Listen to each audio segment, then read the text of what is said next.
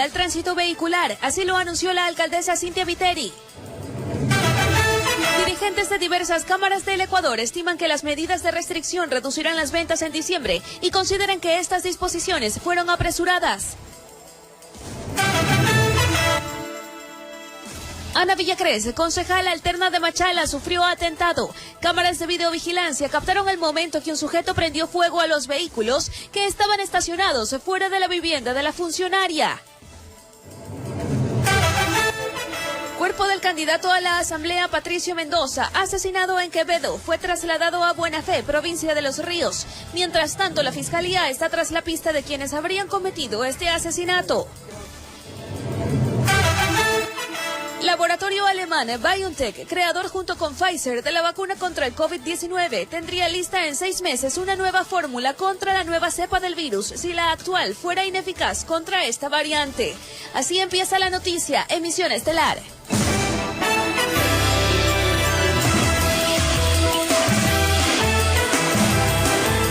¿Qué tal, amigos televidentes? Muy buenas noches y bienvenidos. Hoy también tendremos a nuestros equipos desplegados en distintos puntos de Guayaquil para verificar si se están cumpliendo con las nuevas medidas de restricción dispuestas por el COE nacional y también cantonal. Más adelante haremos contacto con ellos. Mi querido Charlie, buenas noches. Así es, Adriana, amigos televidentes, buenas noches. Nuestros compañeros Julio César Saón está en una de las calles principales del centro de Guayaquil y Carlos Julio Gurumendi en el Aeropuerto Internacional José Joaquín de Olmedo.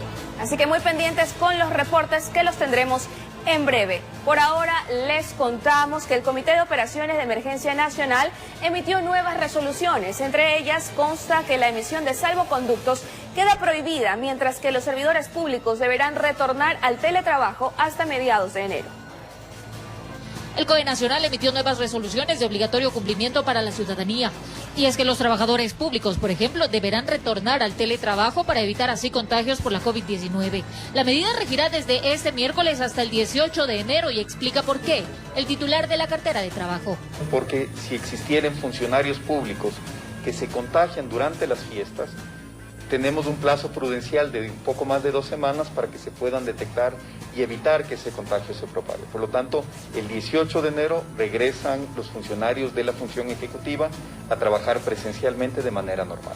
Las autoridades exhortan además a los municipios para que también se adopten este tipo de medidas. Sobre los salvoconductos, queda prohibida su emisión, puesto que se habría determinado irregularidades en su uso. Además ha habido una mala utilización también de salvoconductos y la decisión es no permitir que se generen estos salvoconductos, ni siquiera desde las instancias del COE nacional. Lo ideal, dicen, sería que los adultos mayores y las personas con discapacidad no salgan de casa, puesto que ellos pueden circular sin ningún tipo de restricción por placa. No olvidemos que si la naturaleza de esto es la vulnerabilidad, justamente tendríamos que protegerlos, pero también existen otros factores que tenemos que tomar en cuenta y el ministro de Salud nos dará esa ampliación y lo decidiremos en la próxima reunión del COE Nacional. Restricción que durante el toque de queda aplica para todos los vehículos particulares sin ningún tipo de excepción, pero quienes sí podrán transitar son aquellos vehículos que se encuentran relacionados a las actividades productivas. Solamente lo podrán hacer con la guía de revisión, con el RUC, con el RICE o con la credencial de las autoridades que están dentro de estas líneas de excepción. Así también se agrega dentro de las excepciones funcionarios judiciales, fiscales, de Defensoría Pública y del Pueblo, abogados, funcionarios del registro social, candidatos de elección popular debidamente acreditados, personal de seguridad pública y privada, y también las agencias de control de los GATS. Y sobre el transporte público interprovincial, cuya permanencia en la vía al realizar su ruta y frecuencia supere las 6 horas o más de viaje, podrán operar desde las terminales terrestres autorizadas, siempre y cuando salgan antes de las 10 de la noche y lleguen después de las 4 de la mañana. Y es por ello que en ningún caso podrán realizar ascensos y descensos de pasajeros en la franja horaria del toque de queda. Informó Marilyn Jaramillo. Y en Guayaquil se flexibilizarán las medidas de control al tránsito vehicular, según lo anunciado por la alcaldesa Cynthia Viteri en redes sociales. A través de su cuenta de Twitter, la alcaldesa de Guayaquil, Cynthia Viteri, invitó a las empresas públicas y privadas a recordar la importancia del teletrabajo como modalidad laboral en tiempos complicados. y tomaron la decisión de flexibilizar la circulación vehicular para los que necesiten movilizarse a sus trabajos, ir a citas médicas o emergencias. Estos no serán multados ni sus vehículos retenidos. También indicó que las medidas de restricción que fueron establecidas por el gobierno nacional generarán congestión en el sistema de transporte público. La decisión de flexibilización no implica descontrol, que están conscientes de la movilización de manera segura, informó Adriana Peralta. Y continúan los operativos de control por parte de la fuerza pública en distintos puntos de Guayaquil y también en la provincia de El Guayas. Julio César Saón está en una de las avenidas céntricas y concurridas del puerto principal y nos tiene más detalles a esta hora. Adelante, Julio César. Charlie, amigos televidentes, muy buenas noches. Así es, nosotros desde el centro de la ciudad de Guayaquil. ¿Cuál es la novedad acá? Es que hasta hace pocos minutos que empezó el toque de queda, ya elementos de la policía, la ATM y el cuerpo militar están ya en este punto, lógicamente haciendo el control respectivo. Tomemos en cuenta, como ya dije, 22 horas empezó el toque de queda, hacen los controles. Vamos a tratar de conversar con uno de los encargados de la policía. Cuidado con mi camarógrafo, que justamente están pasando los vehículos hasta esta hora de la noche. Como ya les decimos, ¿no? La autoridad empezó ya a ejercer, a hacer respetar más que nada el toque de queda. Vamos a hablar. Comandante, buenas noches. Estamos en vivo para RTS. Cuéntenos un poco el procedimiento que se está llevando a cabo acá. Por favor, acá, el procedimiento que se está llevando acá para el control vehicular y hacer respetar el toque de queda, más que nada. Efectivamente se está implementando un operativo checkpoint, igual forma a la altura considerado de gran afluencia vehicular, a la altura de la calle 9 de octubre y Machala. Igual forma un operativo conjunto con personal de Fuerzas Armadas, personal de la Agencia de Tránsito Municipal, igual forma con el enfoque basado al control del flujo vehicular, socializando con el personal, con los usuarios de los vehículos, las nuevas disposiciones emanadas por el COE Nacional. Correcto. A todo esto, no solamente en este punto, esta es una de las vías más concurridas por parte de los conductores. Me imagino que en otros sectores cercanos también se están llevando a cabo los mismos controles. A nivel distrito 9 de octubre contamos con 2 puestos de controles fijos. El primero ubicado en la avenida 9 de octubre y Machala, donde nos encontramos, y el siguiente puesto de control en la avenida Quito y San Martín, donde igual se encuentra personal de Fuerzas Armadas, de Tránsito y Policía Nacional en el control del flujo vehicular. Aparte de todo, vemos que hay incluso también helicópteros que están sobrevolando el puerto principal. Sabemos que se están llevando a cabo estas acciones para el control en todo el puerto principal. Sí, como es de conocimiento, se está haciendo cumplir lo que es las disposiciones emanadas por el COE Nacional, conjuntamente con todos los medios logísticos con los que cuenta la Policía Nacional. Las diferentes unidades colaborando.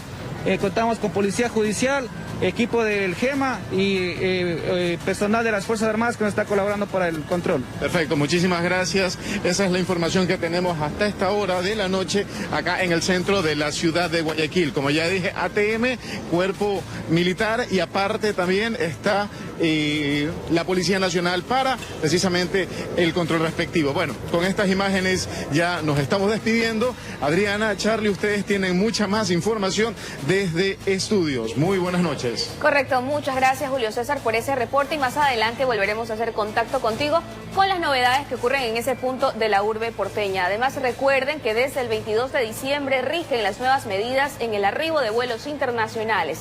En el aeropuerto de Guayaquil muchos de los pasajeros llegaron con la prueba PCR. Asimismo, los turistas informaron que el personal del Ministerio de Salud Pública estaba presente en las instalaciones. Las nuevas disposiciones del Gobierno Nacional con respecto a los vuelos internacionales rigen desde hoy. Durante la tarde, en el aeropuerto de Guayaquil, el ingreso de pasajeros continuó como se esperaba. Tuvimos que hacer las pruebas y mostrarlas en el aeropuerto y debemos mostrarlas para ir a Galápagos. Hay varias personas. Piden papeles, haciendo las pruebas, están con máscaras y todos los trajes y toda la cosa, sí. Así Asimismo, la mayoría de los pasajeros informaron que los protocolos establecidos fueron llevados a cabo. Muy bien, me alegra mucho que Ecuador esté así con todos los reglamentos. Al respecto de los vuelos procedentes de Europa, destino incluido en la alerta del gobierno, no se observó a ningún pasajero hasta la elaboración de este informe, pues los controles llevados con ellos se tomaron su tiempo. Informó Eric Zambrano. 22 horas con 10 minutos. Por este tema nos enlazamos con Carlos Julio Gurumendi, quien está en el aeropuerto José Joaquín de Olmedo en Guayaquil. Carlos Julio, ¿cómo se desempeña el control y la llegada de viajeros desde ese punto de la ciudad? Adelante, te escuchamos muy atentos.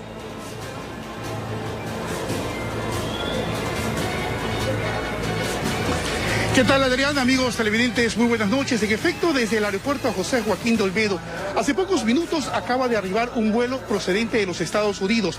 Ha hecho escala en Panamá y siguen llegando, ya saliendo del área de migración. Pero lo que llama la atención es que no se está respetando las medidas de bioseguridad y sobre todo las medidas adoptadas por el COE cantonal, donde se establece que un solo miembro de la familia puede venir a recibir o a dejar al pasajero. En este recorrido que realizamos por la terminal aérea podemos apreciar a 2, 3 y hasta niños acompañando a sus padres para venir a retirar al familiar. Las medidas de bioseguridad, la compañía ha puesto también personal con megáfono para que indique, por favor, el uso respectivo de la mascarilla, el distanciamiento, que es lo fundamental, y también en el piso está la señalética donde las personas deben de permanecer así para tener el respectivo distanciamiento respectivo. Por favor, hay que seguir respetando estas medidas de bioseguridad. Llegando aquí los pasajeros con su prueba. Amiga, muy buenos días, estamos en vivo y en directo. ¿De dónde viene usted? De Orlando. ¿Su respectiva prueba ya se la hizo? ¿La entregó? Sí, ya me entregaron todo. ¿Cómo ha sido el recibimiento aquí? Muy bien, no me quejo. ¿Un solo familiar la recibe usted? Sí, un solo familiar. Perfecto, suerte. Gracias. Y muchas bendiciones, señora. Así es como debe de ser. Un solo familiar debe de recibir y dejar a los pasajeros tal como lo dispuso el COE cantonal hace pocos días y justamente por las festividades de Navidad y fin de año. Policía Nacional en la parte interna, externa, en la parte del ingreso del aeropuerto permanece el personal de la Agencia de Tránsito Municipal, verificando que el vehículo que ingresa solamente sea una persona por familiar, pero eso es lo que se está irrespetando. Lo repetimos, en el área de la carpa, donde están los monitores para que las personas puedan estar ahí verificando, viendo al pasajero cuando sale del área de migración, está repleto. Y solamente a esta hora de la noche, televidentes amigos, un solo vuelo viene de Estados Unidos. Ha hecho escala en Panamá y todas las personas tienen que, por obligación, traer su prueba PCR que sea negativo de COVID-19. Esa es la información que podemos dar a conocer a esta hora de la noche desde los exteriores del Aeropuerto Internacional José Joaquín de Olmedo. Regresamos con más de la noticia con Charlie. Muy buenas noches. Buenas noches, Carlos Julio. Estaremos estableciendo un nuevo contacto más adelante contigo. Y ahora les contamos que dirigentes de diversas cámaras del Ecuador estiman que las medidas de restricción reducirán significativamente las ventas previstas para diciembre, por lo que consideran que estas nuevas disposiciones fueron apresuradas.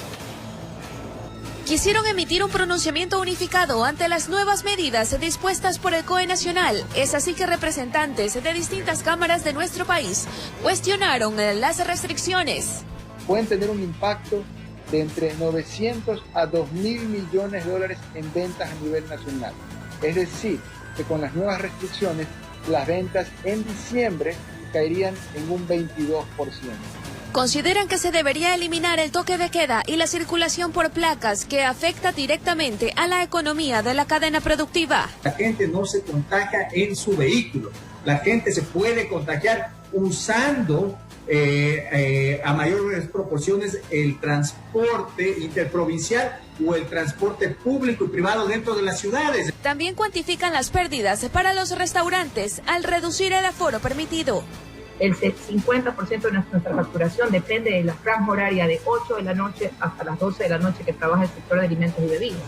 Perdimos entonces el 60% de facturación.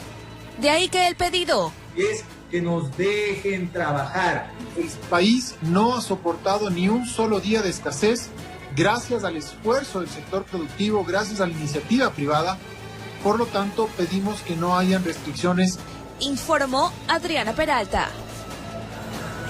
Y más adelante, voraz incendio consumió 3 viviendas en el Cantón Milagro, provincia del Guayas. La ampliación de esta noticia dentro de pocos minutos. Y en breve, concejala alterna de Machala sufrió un atentado. Los detalles de esa noticia en instantes.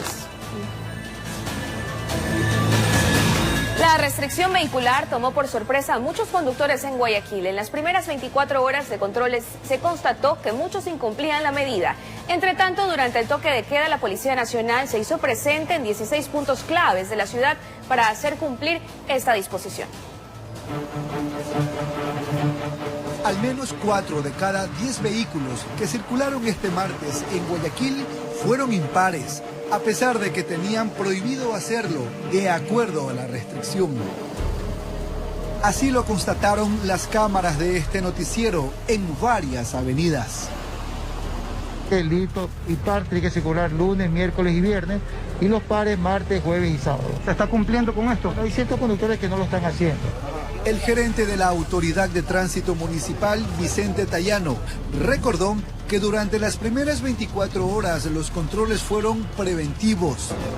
Informó además que no habrá multas, pero sí retenciones de vehículos por 15 días. Esta restricción a vehículos particulares no va a provocar que los dueños de carros se movilicen en metrovía y en buses urbanos y se dé esta aglomeración. Precisamente lo que buscamos con ser un poco flexibles y ser casuísticos a la hora de los controles del vehículo particular es evitar eso, que no haya una mayor aglomeración en el transporte público. Sí, el transporte público es masivo, por eso tenemos que controlar la mascarilla y obviamente las normas de distanciamiento.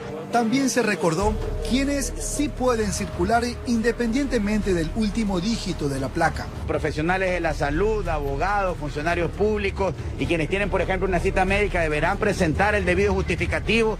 ¿Eso qué lo obliga a salir en su carro? Una emergencia, netamente. ¿Por qué le tocó salir el día de hoy? Porque nosotros salimos todos los días a hacer nuestro trabajo de la agricultura. Por su parte, la Policía Nacional realizó operativos en 16 puntos claves de Guayaquil para hacer cumplir el toque de queda, que empieza a las 22 horas y finalizan a las 4 de la mañana del día siguiente.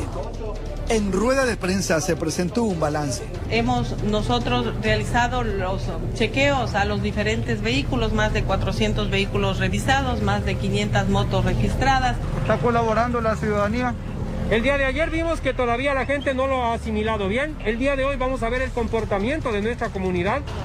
Fue así como se desarrolló el primer día de estado de excepción en Guayaquil, sin personas ni vehículos retenidos. Informó Jorge Salazar. Y la bahía de Guayaquil entró en etapa de fumigación hasta el 24 de diciembre. Personal de control de epidemias recorrió el sector fumigando con dióxido de cloro para eliminar amenazas de COVID-19. Las bombas de fumigación sonaron a su paso. El líquido bañó a quienes se encontraban en el sitio. No era la lucha en contra de ratas, cucarachas u otro insecto. Esta vez se trataba de una amenaza invisible que solo el distanciamiento puede acabarla. Sin embargo, la necesidad de trabajar es muy grande y se requiere buscar otras alternativas. Por ello, llegó la brigada a fumigar en esta zona. Desinfección que se está haciendo es con dióxido de cloro, lo cual hace que mate el virus de un 80 a un 90% en toda la superficie. El sector de la bahía es uno de los puntos donde se reporta concentraciones masivas debido a la presencia de comerciantes formales e informales, quienes procuran ofrecer la mejor oferta para aquellos clientes que diariamente llegan en grandes cantidades, generando espacios propicios para un contagio. Además, haciendo los controles respectivos para las aglomeraciones, que no existan, que todos cumplan con las medidas de bioseguridad. Así, desde este martes 22 de diciembre, se procederá a recorrer cada una de las calles que comprende este sector para ejecutar la tarea de lucha en contra del COVID-19. Sí, la desinfección se va a realizar todos los días en varios horarios a las 12 del día, 6 de la tarde, hasta el 24 de diciembre. Informó José Morales. Y respecto a las vacunas, el director de la farmacéutica BioNTech se mostró confiado en la efectividad de las mismas contra la nueva cepa del coronavirus. El Ejecutivo dijo que en caso adverso se podría empezar a concebir una nueva fórmula que indicó estaría lista en 6 semanas. El laboratorio alemán BioNTech, que junto a la estadounidense Pfizer produjo la primera vacuna aprobada internacionalmente contra el COVID-19, podría suministrar una vacuna adaptada a la nueva cepa del virus, registrada en el Reino Unido, en 6 semanas. Por el momento se desconoce si la fórmula actual también protegería contra la variante en cuestión. Ogur Sahin, cofundador del laboratorio alemán, explicó que se están haciendo pruebas y que se esperan los resultados en 2 semanas. No obstante, se mostró confiado en la efectividad de la vacuna contra la variante de la enfermedad. Sahin señaló que en caso de ser necesario modificar la fórmula, se podría proporcionar una nueva vacuna técnicamente en mes y medio. Las declaraciones fueron ofrecidas en conferencia de prensa un día después de que la vacuna fue aprobada por la Unión Europea, lo que elevó a más de 40 los países en los que ha recibido luz verde. Más de 1 millón de personas ya han recibido la fórmula en todo el mundo, y unas 500.000 de ellas en suelo británico, informó Wilber Quiñones.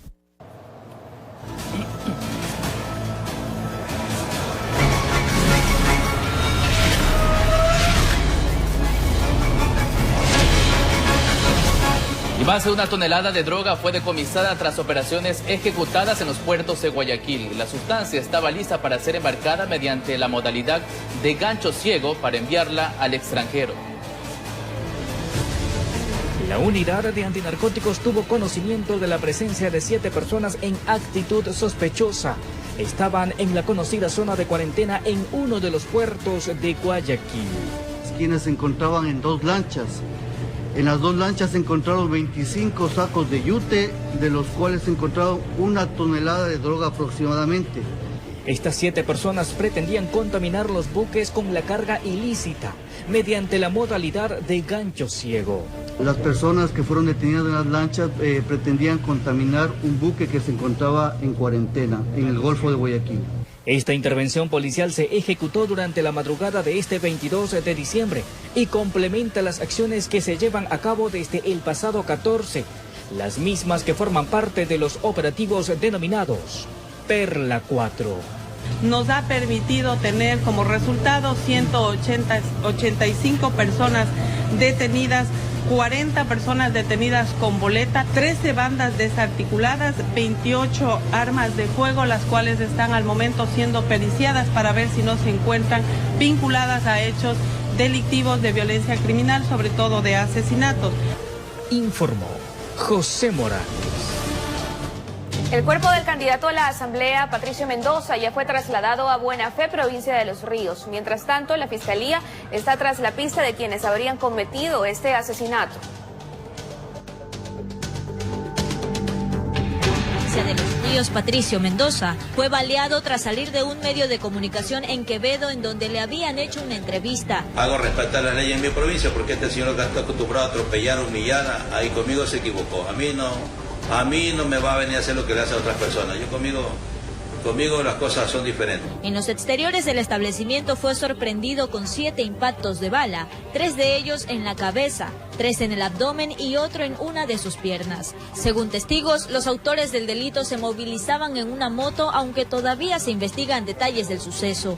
En estas grabaciones se observa el cuerpo de Mendoza tendido en la vereda, mientras quienes lo observaban llamaban a la policía, que minutos más tarde llegó para llevarlo a una clínica, en donde se confirmó su muerte. El ahora occiso era conocido como el Cholo Mendoza y su candidatura era por el movimiento Alianza Lista 8. Su candidato presidencial se pronunció vía Twitter lamentando lo acontecido y asegurando que en su memoria y en el de todas las víctimas de sicariato impulsarán la pena de muerte.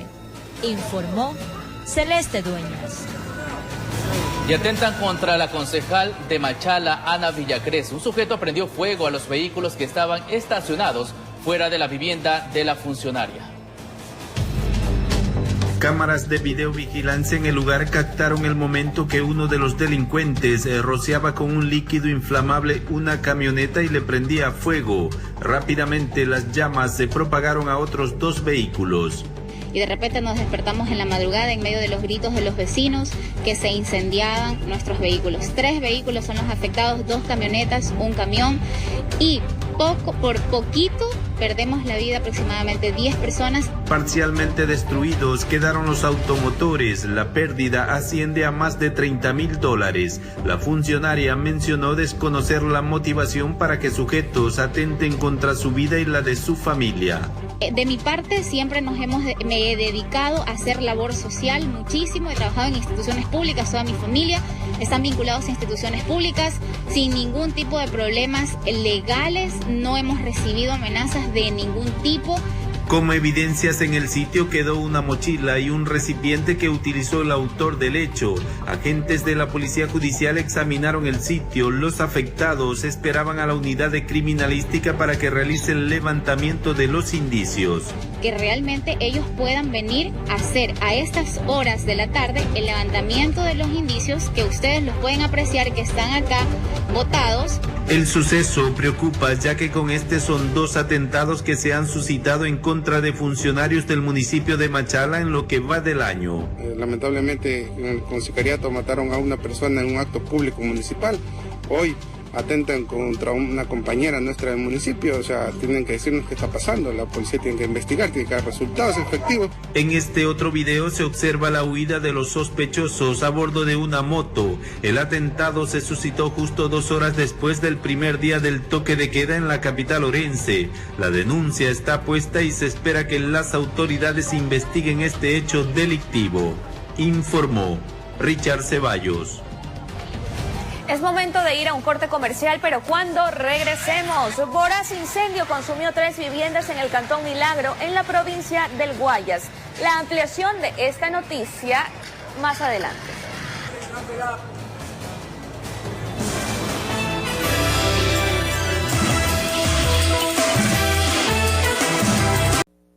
Aclaraciones del COE Nacional, restricción de circulación de personas, se exceptúan a quienes laboren en el sector industrial, comercial y productivo, también a funcionarios judiciales, de la Defensoría Pública y del Pueblo, asimismo los abogados, funcionarios del registro social, candidatos a elección popular respectivamente acreditados, y personal de seguridad pública y privada. Gracias por continuar en nuestra sintonía y ahora les contamos que un incendio redujo a escombros a 3 viviendas en el sector de Las Piñas, en el Cantón Milagro, provincia de Guayas. Vecinos de los perjudicados ayudaron a apagar las llamas y afortunadamente no hubo personas heridas ni fallecidas. Eran las 13 horas y de repente el fuego abrazó una vivienda de madera. Varios vecinos salieron de sus casas y querían ayudar, hasta que según testigos explotó un cilindro de gas. Pasó la candela.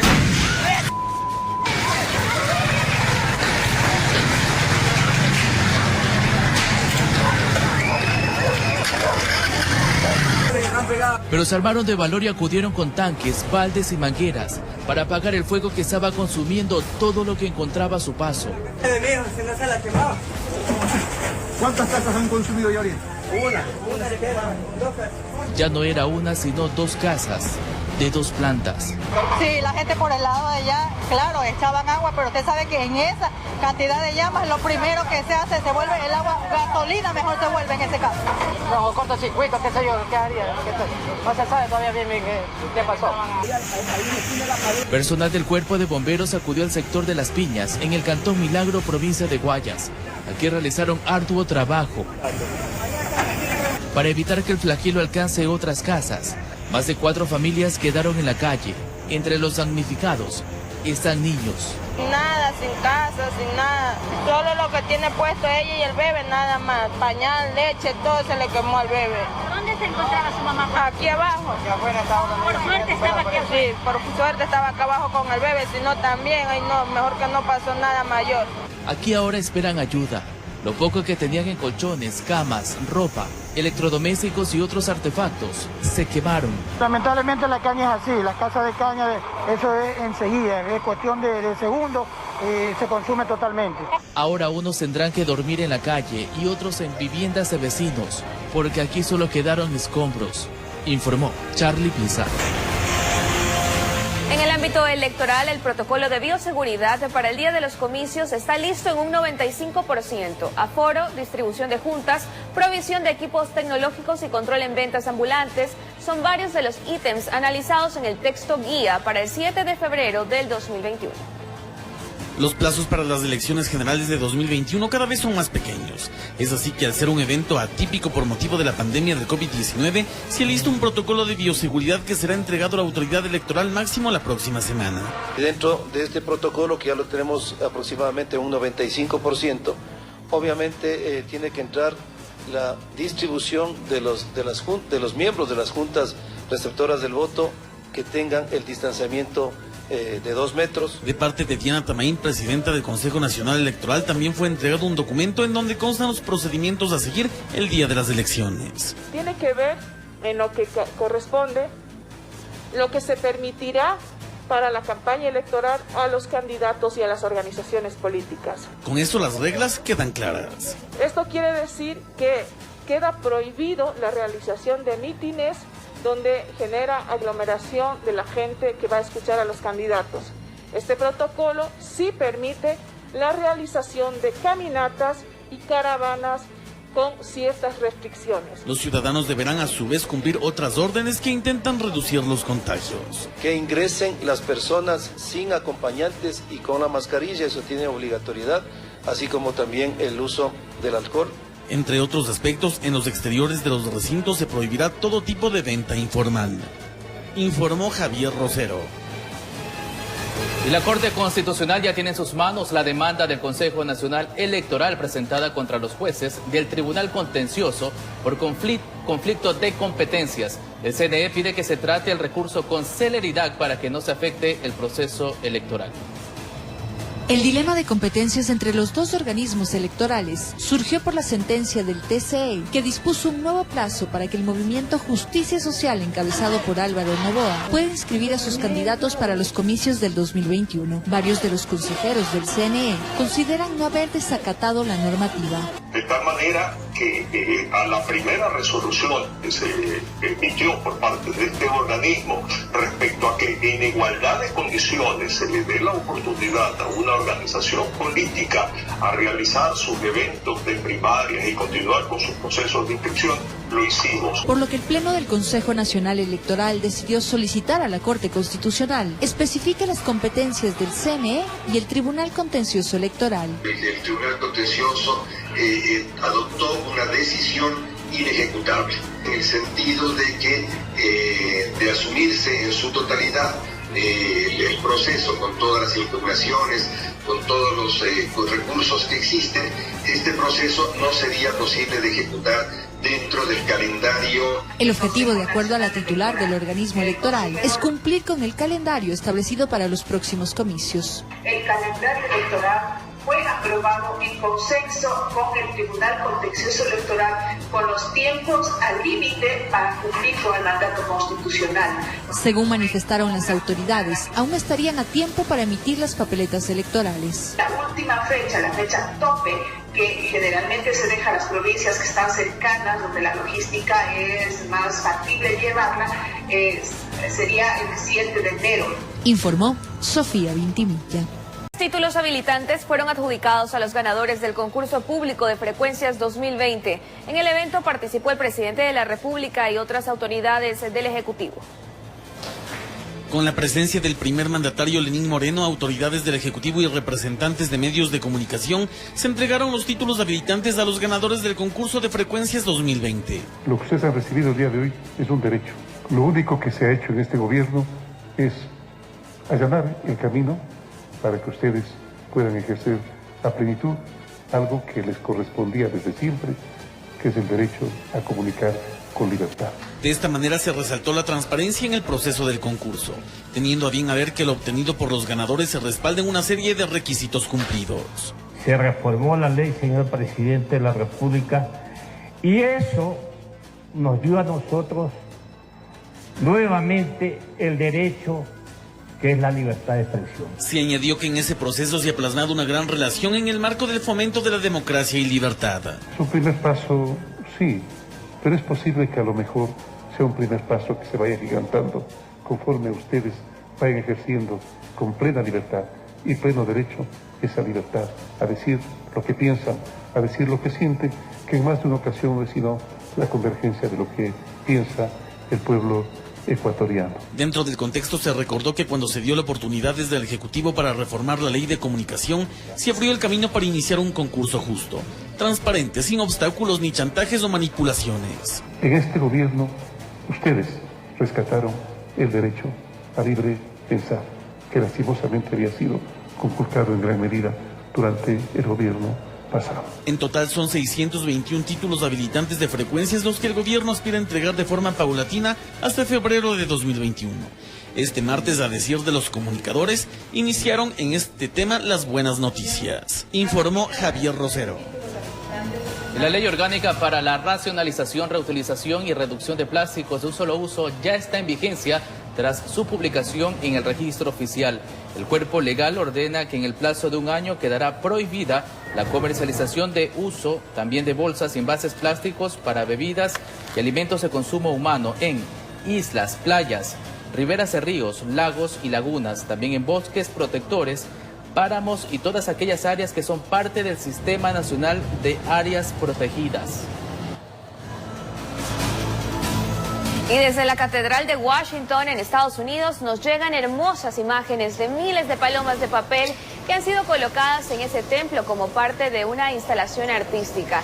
La obra fue creada por el artista Michael Pendry, quien las ve como un símbolo de esperanza. Las palomas fueron elaboradas por diferentes personas en bares y restaurantes a pedido de Pendry donde quiera que él iba.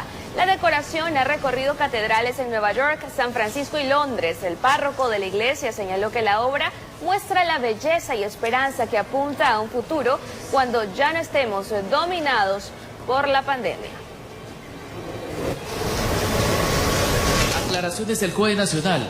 Restricción de circulación de personas. Se exceptúan a quienes laboren en el sector industrial, comercial y productivo. También a funcionarios judiciales, de la Defensoría Pública y del Pueblo. Asimismo los abogados, funcionarios del registro social, candidatos de elección popular respectivamente acreditados y personal de seguridad pública y privada.